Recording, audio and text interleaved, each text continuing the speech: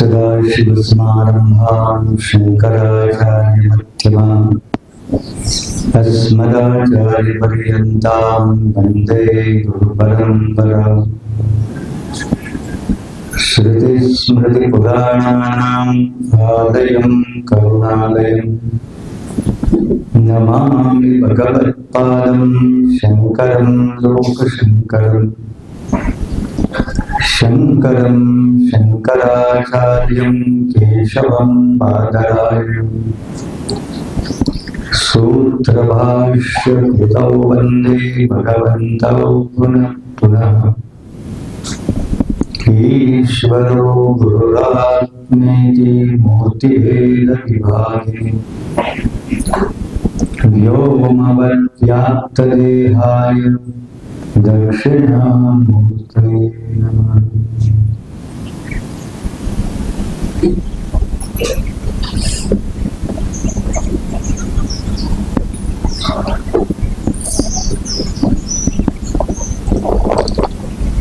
गेले अनेक वर्ष आश्रमामध्ये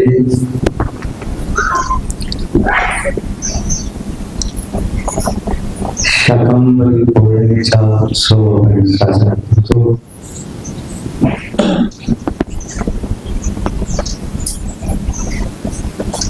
त्याच्या मागचं जे महत्वाचं जे कारण आहे ते म्हणजे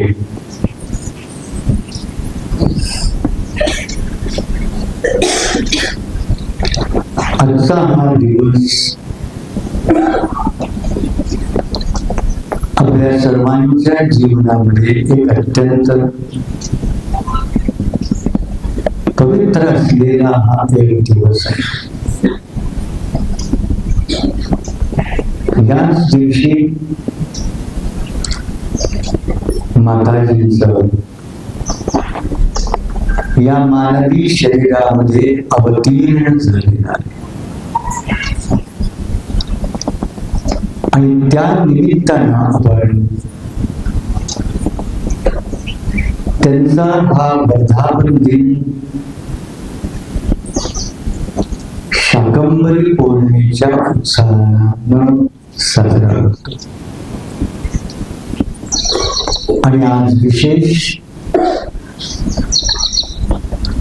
माताजींना आज या पृथ्वीवर येऊन बरोबर 50 वर्ष पूर्ण होत आहेत.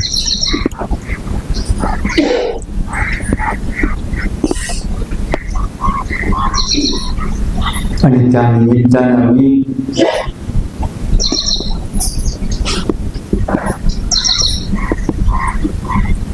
जगदंबेला भगवान दक्षिणामूर्तींना मनापासून प्रार्थना करतो की माताजींना दीर्घायुष्य, शारीरिक स्वास्थ्य प्राप्त होऊन अखंडपणानं त्यांनी जे काही आपल्या आयुष्यामध्ये लहानपणापासूनच जे कार्य निवडलेलं आहे, धर्माचा आणि अध्यात्माचा प्रचार आणि प्रसार, तर तेच कार्य अखंडपणानं त्यांच्यामधून त्या जगदंबेनं करून घ्यावं, ते बहरावं, हीच मी जगदंबेला प्रार्थना.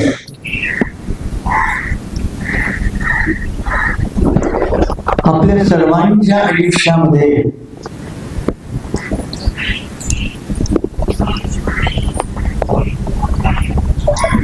आताच महाराजांनी सांगितलं की जगदंबा ही एक माता आहे.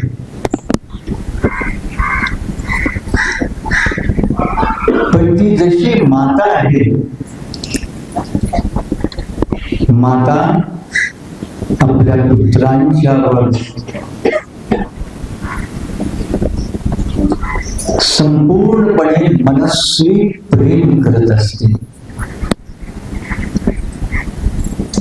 मार्गस्थ करत असते, प्रेरणा देत असते, नवे त्यांच्या जीवनामध्ये त्यांचं कल्याण व्हावं हीच त्या मातेची इच्छा असते.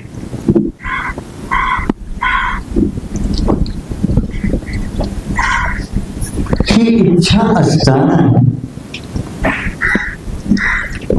एका बाजूला कल्याण व्हावा म्हणजे जीवनाचा उत्कर्ष व्हावा, ऐहिकही असेल, भौतिकही असेल,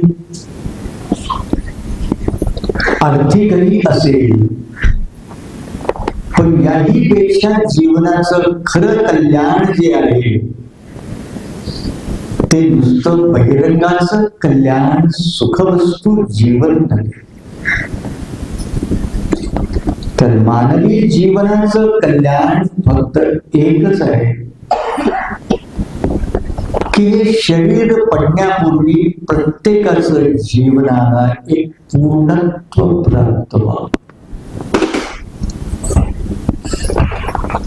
जीवनामध्ये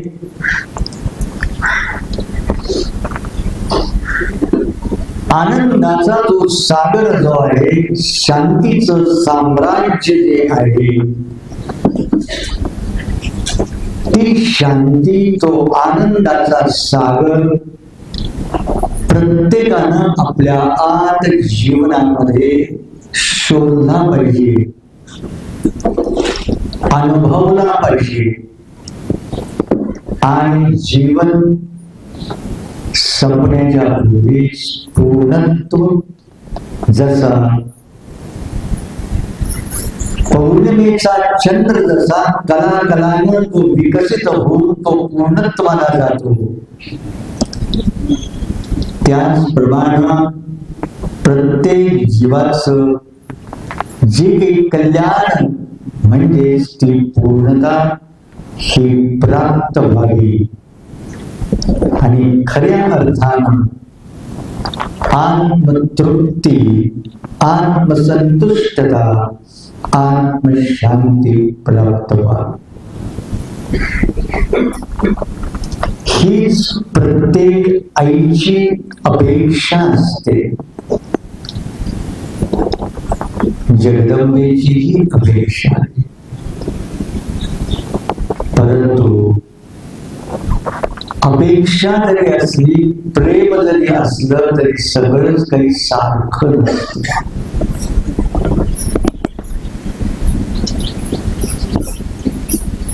जीवनामध्ये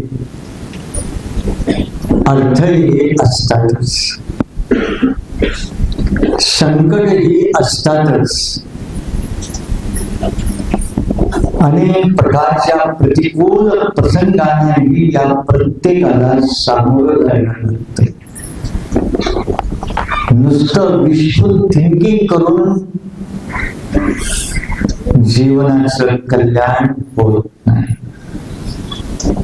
जीवनाची वास्तवता, जीवनाची वस्तुनिष्ठता ज्या वेळेला आपण विचार करतो त्यावेळेला माणसामध्ये चांगलंही आहे आणि माणसामध्ये वाईटही आहे, आणि त्यावेळी चांगलं जे जे काही आहे त्याचा हळूहळू उत्कर्ष केला पाहिजे. ती श्रद्धा असेल, भक्ती असेल, शुद्ध प्रेम असेल, सेवा असेल, समर्पण भाव असेल. परंतु हे करत असताना आपल्या अंतरंगामध्ये असुरी प्रवृत्ती सुद्धा की ज्या असुरी प्रवृत्ती माणसाला पुढे जाऊ देत नाही. इच्छा असली तरीही तुम्हाला तुमचा उत्कर्ष आणि प्रगती करू देत नाही. तर या सर्व आसुरी प्रवृत्ती माणसाला खाली खाली ओढत असतात. आचारांना असेल, कर्मामधून असेल, वाणीमधून असेल, आणि याच्याही पेक्षा महाभयंकर अंतरंगामधून असेल, की ज्या अंतरंगामध्ये क्षणाक्षणाला आपल्या मधून राग, द्वेष, काम, क्रोध, विकार जे आहे, या विकारांचा प्रादुर्भाव होतो.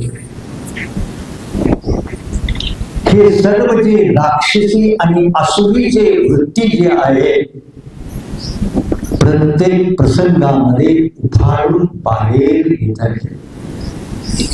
आणि या वृत्ती तुम्हाला अधःपतित करत असतात.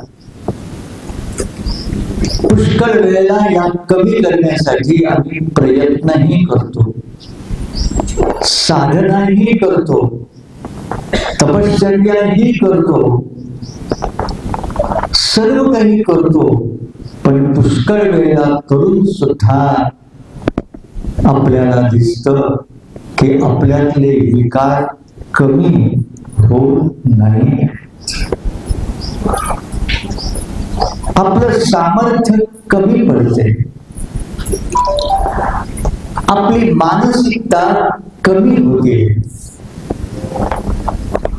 श्रद्धा सारखी डळमळते, आत्मविश्वास सारखा खचतोय आणि शंका निर्माण होतीये की खरोखरच हा मार्ग माणसाचं कल्याण करणार आहे का? खरोखरच माणसाचे हे विकार जे आहेत, आसुरी प्रवृत्ती आहेत, त्या कमी होणार आहेत का? माणूस निराश, माणूस खचतो. त्याच वेळेला आईच्या आशीर्वादाची आवश्यकता असते. ज्या ज्या वेळेला एखादा लहान बालक बिथरतो, घाबरतो, त्याला जाता येत नाही, त्यावेळेला धावत धावत तो आपल्या आईच्या जवळ येतो, आईच्या कुशीमध्ये घुसतो. आणि ज्या वेळेला आईचा प्रेमाचा स्पर्श ज्या वेळेला त्याला मिळतो, त्यावेळेला भीती कमी होते, निर्भयता प्राप्त होते. हे जसं सत्य आहे, तसं आपल्याला सुद्धा आपल्या जीवनामध्ये खरोखर शुद्ध प्रेम करणारा, त्या प्रेमाचा स्पर्श आपल्या जीवनाला झाला पाहिजे. त्या शुद्ध प्रेमामध्ये सामर्थ्य आहे, शक्ती आहे, प्रेरणा आहे. नवे पुनश्च हरी ओम. इतकी ताकद की माणूस जरी खचला असला, संपूर्णपणे निष्क्रिय जरी झाला असता, तरी सुद्धा त्याला पुन्हा एकदा उठून, उत्तेजित करून, उत्साह निर्माण करून, पुन्हा तितकंच सामर्थ्य आणि शक्ती घेऊन मार्गस्थ करणारी शक्ती हीच ही आईची शक्ती आहे. आईच्या प्रेमाचं सामर्थ्य आहे. आणि म्हणूनच जगदंबेचं आवाहन करणं आवश्यक आहे. जगदंबेचं आवाहन नुसत्या शब्दाने करायचं नाही आहे, नुसत्या पूजेमधून करायचं नाही आहे, पण आपण जे 3 दिवस अखंडपणानं एक तपश्चर्या म्हणून, ही एक तपश्चर्या मगाशी गुरुजीने सर्व सांगितलं की तपश्चर्या आहे, की या तपश्चर्येमधून आपण शब्दांच्या साह्यानं, श्रद्धेच्या साह्यानं, भक्तीच्या साह्यानं त्या दुर्गा जगदंबेच्या शक्तीचं आम्ही आज आमच्या अंतरंगामध्ये आवाहन करतो की हे जगदंबे, हे महामाये, हे जगदीश्वरी, की खरोखरच आमच्या अंतरंगामध्ये तू आम्हाला सामर्थ्य दे, शक्ती दे, श्रद्धा बळकट कर. कशासाठी? एकासाठी, जे खळांची व्यंकटी सांडो तया सत्कर्मी रती वाढो, भूता परस्परे पडो मैत्रजी माणसी. आमच्यातला जो खल पुरुष आहे, ही वक्रता जी आहे, मगाशी मी म्हणालो काम क्रोधादी विकार, की ज्यामुळं आमचं मनही वक्र आहे, आमची बुद्धीही वक्र आहे, नव्हे आमची व्यवहारातली चाल सुद्धा वक्र आहे. ती सरळ कर. आमच्यातल्या दुर्गुणांचा नाश आम्ही करू शकत नाहीये, आमची इच्छा असूनही होऊ शकत नाहीये. फक्त तुझी कृपा पाहिजे. बस तुझी जर कृपा जर मिळाली, एक आचार्य म्हणतात कटाक्ष किरणाचांतः नमन मोहाब्धये नमः. आचार्य म्हणतात त्यांचा भगवान जो काळा भगवान श्री कृष्णाला ते सांगताय की हे भगवंता अनंत भक्त आहेत आणि त्या प्रत्येक सर्व अनंत भक्तांच्यावर तुझी कृपा पाहिजे. आणि त्यामुळं मी ज्या वेळेला तू कृपा कर असं म्हणतो, तेव्हा मला संपूर्ण कृपेची जरुरी नाही. तुझ्या फक्त या डोळ्यामधून एक कृपेचा कटाक्ष जरी तू मला आला, एक कवडसा जरी आला, जसा घरामध्ये चार भिंती जर बंद असल्या, दार दरवाजे खिडक्या बंद जर असल्या तर अंधार असतो, पण एक नुसता सूर्याचा कवडसा जरी आज जरी आला तरी एक कवडसा सुद्धा संपूर्ण अंधार नाश करतो. लक्षात. तर ते आचार्य म्हणताय की एक कटाक्ष फक्त तुझा माझ्यावर येऊ दे, आणि तो कटाक्ष माझ्या अंतरंगामध्ये भिनू दे. या तुझ्या सामर्थ्यानं माझी सगळी जळमट नाहीशी होती, माझ्यातली मानसिकता दुर्बलता सगळी नाहीशी होईल. खचलेलं मन नाही सोड, पुन्हा एकदा आत्मविश्वासानं, आत्मशक्तीनं, श्रद्धेनं आणि निष्ठेनं पुन्हा एकदा मी माझं जीवनाला मी आरंभ करेन आणि मी हळूहळू मार्गस्थ होईल. माझ्यातले सर्व जे खळांची व्यंकटी सांड हे कमी होतील आणि माझं अंतरंग आणि बहिरंग शुद्ध आणि निर्मळ होईल. यासाठी त्या जगदंबेची, त्या मातेची आवश्यकता आहे. मातेची कृपा कटाक्षाची आवश्यकता आहे. पण ती कृपा कटाक्ष घेण्यासाठी सुद्धा आम्ही अधिकारी तरी झालं पाहिजे, नाही का? कृपा आहे, पण कृपा अनुभवण्यासाठी आमचं मन मोकळं पाहिजे, आमचं मन साधं पाहिजे. आमच्या मनामध्ये दुर्दम्य अशा असणारी श्रद्धा पाहिजे. असू दे, दोष असले तरी हरकत नाही, पण तिच्या कृपेनं सर्व नाश होईल. पण त्यासाठी श्रद्धा, आढळ असणारी, नितांत असणारी ही श्रद्धा पाहिजे, निष्ठा पाहिजे.